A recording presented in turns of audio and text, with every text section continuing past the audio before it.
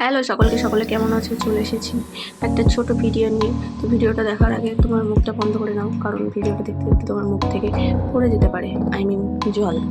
তো দেখো, আমি প্রথমে কুল নিয়ে নিয়েছি, কুলগুলোকে এবার ধুয়ে নিচ্ছি।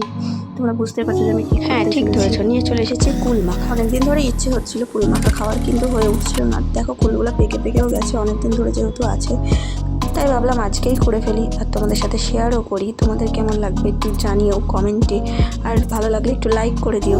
তো আমি ডাইরেক্ট মিক্সিতে দিচ্ছি, কারণ এটা খুব সহজে হয়ে যায়, তোমরা করেও দেখতে পারো। পরে দিয়ে দিয়েছিলাম কিছু কাঁচা লঙ্কা আর সবুজ পাতাগুলোকে দেখে বুঝতেই পারছো এটা কী পাতা, তাই আমি নতুন করে বললাম না।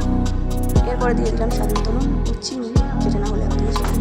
তারপরে একটু সর্ষের তেল, আমি সব কটা ইনগ্রিডিয়েন্ট একসাথে দিয়ে দিচ্ছি, যাতে আমার টাইমটা একটু সেভ হয়।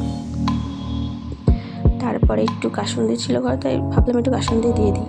তারপর দেখো আমার কুল মাখা রেডি। কার জিভে জল চলে এসছে তাড়াতাড়ি বলে ফেলো। আর এবার আমি টেস্ট করে দেখবো।